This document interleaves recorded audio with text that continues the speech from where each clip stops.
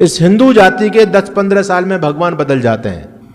पहले लोग ब्रह्मा जी को पूजते थे, विष्णु जी को पूजते थे, कृष्ण जी को पूजते थे, राम जी को पूजते थे। आजकल साईं राम को पूज रहे हैं लोग। और आजकल खाटू श्याम आ गए, शनि देवता आ गए। क्या ब्रह्मा जी में पावर नहीं रही? अब वो एक्सपायर हो गए विष्णु जी। अब विष्णु जी की पूजा नहीं करनी चाहिए क्या? आज हम लोगों ने मंदिर में जाना धर्म मान लिया, जगराते करना धर्म मान लिया, कावड़ लाना धर्म मान लिया, साईं की चौकी सजाना धर्म मान लिया और बहुत सारे काम कर लेना धर्म मान लिया है। वास्तव में देखा जाए कि धर्म का जो वास्तविक स्वरूप था समाज से वो दूर हो गया है। आज धर्म की मैं बात करूं तो लोगों ने धर्म की ऊपर से पैकिंग की हुई है और लोग अंदर अपना माल भर करके बेच रहे हैं धर्म के नाम पर। धार्मिक माफिया जो लोग हैं ना, उन्होंने ऊपर से धर्म की पैकिंग की हुई है, लेकिन धर्म नहीं है, उसमें अपना माल है सारा का सारा उन लोगों का। तो ऐसे तथाकथित जो धार्मिक माफिया लोग हैं, उन्होंने समाज की बड़ी हानि की है। देखिए, धार्मिक व्यक्ति का जीवन बड़ा पवित्र होना चाहिए, क्योंकि वह समाज के लिए मिसाल का काम करता है। अगर धार्मिक व्यक्ति के आचरण में कहीं त्रुटि होती है तो फिर समाज के लिए बहुत बड़ी हानि होती है, क्योंकि उसके आचरण को देख करके न केवल वो अकेला व्यक्ति बदनाम होता है, बल्कि पूरी धर्म की परंपरा बदनाम होती है। आज लोग बड़ी गलतफहमी में जी रहे हैं। लोगों ने पंथों को ही धर्म मान लिया, लोगों ने मत मजहब को ही धर्म मान लिया है। इस्लाम भी धर्म कहते हैं लोग, क्रिश्चियनिटी भी धर्म है, बौद्ध भी धर्म है, जैन भी धर्म है। याद रखना, ये एक भी धर्म नहीं है, ये सारे मत पंथ संप्रदाय हैं। जो व्यक्तियों के द्वारा चलाए गए होते हैं वो धर्म नहीं होते, वो मत पंथ संप्रदाय होते हैं। इस्लाम के फाउंडर का नाम क्या है? मोहम्मद। क्रिश्चियनिटी के फाउंडर का नाम जीसस, ईसा मसीह। जैन मत के फाउंडर का नाम महावीर स्वामी। बौद्ध मत के फाउंडर का नाम गौतम बुद्ध। सनातन धर्म के फाउंडर का नाम बोलो, कोई बता पाएगा? यही तो धर्म है। मत पंथ किसी व्यक्ति के द्वारा चलाए गए होते हैं, लेकिन धर्म किसी व्यक्ति के द्वारा चलाया गया नहीं होता। यही धर्म और मत पंथों में अंतर होता है। और याद रखना, ये मत पंथ होते हैं ना, ये लोगों को काटने का, मारने का काम करते हैं, लेकिन धर्म लोगों को जोड़ने का काम करता है। मत पंथ लोगों को तोड़ने का काम करते हैं, ये समाज को बांटने का काम करते हैं। ये समाज के लिए बहुत बड़े अभिशाप के रूप में साबित होते हैं मतपंथ। जितने भी मतपंथ समाज में बढ़ते चले जा रहे हैं, आपके देश की ताकत उतनी विखंडित होती चली जा रही है। इसलिए महर्षि दयानंद कहते थे एक धर्म होना चाहिए, एक धर्म। और जब तक इस देश में एक ईश्वर की पूजा होती थी, एक धर्म होता था और एक जाति थी हमारी, तब तक हमारे देश का दुनिया में कोई सानी नहीं था। हमने पूरे भूमंडल पर राज्य किया था। लेकिन जब से ये तीनों चीजें हमसे छूट गईं, अनेक ईश्वर पैदा हो गए, पूजा पद्धति अलग अलग हो गई। हर मत पंथ का अपना अलग भगवान है। अब हर मत पंथ का नहीं, अब तो हर जाति का अपना अलग भगवान बन चुका है। इस हिंदू जाति के 10-15 साल में भगवान बदल जाते हैं। पहले लोग ब्रह्मा जी को पूजते थे, विष्णु जी को पूजते थे, कृष्ण जी को पूजते थे, राम जी को पूजते थे। आजकल साईं राम को पूज रहे हैं लोग। और आजकल खाटू श्याम आ गए, शनि देवता आ गए। क्या ब्रह्मा जी में पावर नहीं रही? अब वो एक्सपायर हो गए विष्णु जी। अब विष्णु जी की पूजा नहीं करनी चाहिए क्या? तो सोचने वाली बात है कि ये सारी की सारी चीजें समाज में चल रही हैं धर्म के नाम पर। तो इस धर्म को जानना बहुत जरूरी है। एक बात समझिए, धर्म का फल होता है सुख। सुखस्य मूलम धर्मा। निश्चित मानिए कि यदि आप सुखी हैं तो आपने कोई पुण्य किया है, कोई धर्म का काम किया है, उसका फल आपको मिल रहा है। और पाप का फल होता है दुख। यदि आप दुखी हैं जीवन में तो आपसे कोई कर्म बिगड़ गया, आपने कोई पाप कर दिया, उसका परिणाम आज आपके सामने है। धर्म का फल क्या होता है? सुख। और पाप का फल क्या होता है? दुख। अब आप थोड़ा सा मेरे से जुड़ने का प्रयास कीजिएगा। मैं आपकी मान्यताओं का क्रिटिसाइज नहीं कर रहा हूं, खंडन नहीं कर रहा हूं, लेकिन यदि आप मेरे साथ में थोड़ी बौद्धिक स्तर पर जुड़ेंगे तो आपको धर्म बिल्कुल स्पष्ट हो जाएगा कि धर्म क्या चीज है। आज हम लोगों ने धर्म क्या मान लिया? मंदिर में जाकर के टाली हिलाना धर्म मान लिया, मंदिर बनाना धर्म मान लिया, जगराता करना धर्म मान लिया, कावड़ लाना धर्म मान लिया। मैं आपसे एक बात पूछना चाहता हूं, बताओ पहले मंदिर ज्यादा थे या आज के समय में मंदिर ज्यादा है? बोलो जी। आज के समय में पहले लोग भागवत जगराते ज्यादा करते थे, आज के समय में ज्यादा कर रहे हैं? आज के समय में ज्यादा कर रहे हैं।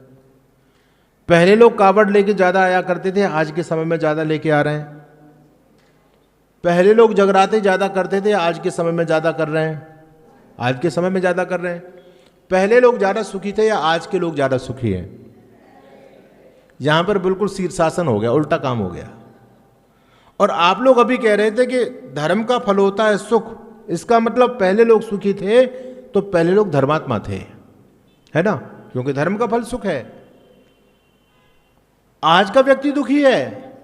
अच्छा, ये सारी चीजें तो बढ़ गई जो चीजें पहले नहीं थी, ये सारी चीजें बढ़ी, लेकिन व्यक्ति अशांत, दुखी, परेशान होता चला जा रहा है। इसका मतलब इन चीजों का धर्म से कोई लेना देना नहीं है। अगर इन चीजों का धर्म से लेना देना होता तो इनके बढ़ने से समाज में धर्म बढ़ना चाहिए, नहीं बढ़ना चाहिए? लेकिन ऐसा देखने में नहीं आ रहा, मामला तो उल्टा हो रहा है समाज में। तो धर्म ये चीज नहीं है। याद रखिए, आपने जो धर्म, समाज ने आज बाहर के आडंबर को धर्म मान लिया है, ये हमारे लिए बहुत घातक है। ऋषि लोगों ने कहा लिंगम न धर्म लक्षणम। ये बाहर के किसी ने लाल कपड़े देखा तो सोचा बड़ा धर्मात्मा होगा, जटा बड़ी देखी तो सोचा बड़ा धर्मात्मा होगा, बहुत सारी मालाएं कंठी जिसने धारण की है तो हमने सोचा बड़ा धर्मात्मा होगा। ये जो चिन्ह है बाहर के, यदि इनसे आप धार्मिक व्यक्ति की पहचान करोगे तो आप धोखा खा जाओगे। मां सीता ने रावण को क्या समझा? साधु। क्या देख करके? बाहर के स्वरूप को देख करके रावण को साधु समझा। मां सीता के साथ रावण ने छल किया या नहीं किया? तो समझने वाली बात है। आज भी बहुत सारे लोग रावण जैसे घूम रहे हैं समाज में, जिन्होंने केवल धर्म का चोगा ओढ़ा हुआ है। अंदर से कुछ है और बाहर से कुछ है। याद रखिएगा, ऋषि दयानंद के शब्द हैं, जिसका स्वरूप ईश्वर की आज्ञा का यथावत पालन करना। धर्म क्या है? ईश्वर की आज्ञा का पालन करना धर्म है। ईश्वर की आज्ञा क्या है? वेद। वेद ईश्वर की आज्ञा है। इसका मतलब वेद के अनुसार चलना धर्म है और वेद के विपरीत चलना अधर्म है। जो जो आदेश उपदेश परमात्मा ने वेद में हमारे कल्याण के लिए दिया है, उसको जीवन में फॉलो करके उसके अनुसार चलना तो धर्म है, और वेद की आज्ञा के विपरीत जाना धर्म है। अब आप लोगों के मन में प्रश्न पैदा होगा कि महाराज जी, हमने संस्कृत नहीं पढ़ी, भला हम वेदों को कैसे जानेंगे? हमको कैसा पता चलेगा, कैसे पता चलेगा कि वेद में ये आज्ञा है? अगर हमने वेद की आज्ञा का उल्लंघन कर दिया तो हम तो अधार्मिक हो जाएंगे। तो कुछ तो ऐसा कुछ पैमाना बताओ जिससे हमको वेद की आज्ञा का पता चल जाए, ईश्वर की आज्ञा का पता चल जाए। तो परमपिता परमात्मा बड़ा दयालु है। उस प्यारे प्रभु ने हमारे मन के अंदर एक सेंसर फिट किया हुआ है। जब भी हम वेद की आज्ञा के विपरीत जाते हैं तो तत्काल अलार्म बज जाता है। महर्षि दयानंद जी महाराज लिखते हैं कि जब भी कोई भी व्यक्ति गलत कर्मों की तरफ प्रवृत्त होता है, अंदर से भय, शंका, लज्जा आदि उत्पन्न होते हैं। शर्म आती है व्यक्ति को, मुझे देख ना ले कोई। इसका मतलब आप वेद की आज्ञा के विपरीत जा रहे हो। परमात्मा अंतर्यामी है, अंदर बैठा हुआ आपको संकेत दे रहा है कि नहीं मेरे भक्त, ये रास्ता गलत है, इस रास्ते पर मत जाओ। और जब आपके मन में कोई अच्छा विचार आता है तो परमात्मा शाबाशी भी देता है। जैसे बच्चा कोई अच्छा काम करता है तो माता पिता पीठ ठोकते हैं, शाबाश मेरे शेर, शाबाश मेरे लाल। उसी प्रकार से जब मन में कुछ अच्छा संकल्प उठता है तो अंदर से आनंद, उत्साह, उमंग की प्राप्ति होती है। ये कौन दे रहा है? ईश्वरी तो अंदर बैठा हुआ आपको उपदेश दे रहा है। तो अपनी आज्ञा के कभी भी अपनी आत्मा के विपरीत मत जाना जीवन में। आप अपनी आत्मा के सबसे बड़े साक्षी हैं।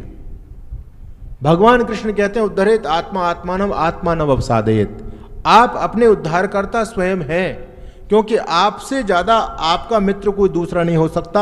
आपसे से ज्यादा अपने बारे में जानने वाला कोई दूसरा नहीं हो सकता। हम जानते हैं कि मेरी आत्मा गवाही दे रही है, नहीं दे रही है। कभी भी आत्मा की आवाज को व्यक्ति ना मारे। तो ऋषि के शब्द हैं, जिसका स्वरूप ईश्वर की आज्ञा का यथावत पालन करना। धर्म क्या है? ईश्वर की आज्ञा का पालन करना। वेद अखिलो धर्म मूलम। वेद धर्म का मूल है, और वेद में जो आदेश प्रभु ने दिया उसको जीवन में अपनाना वही धर्म है। ये बाहर के तिलक छापे लगा करके घूमना, ये कोई धार्मिकता का पैमाना नहीं होता है।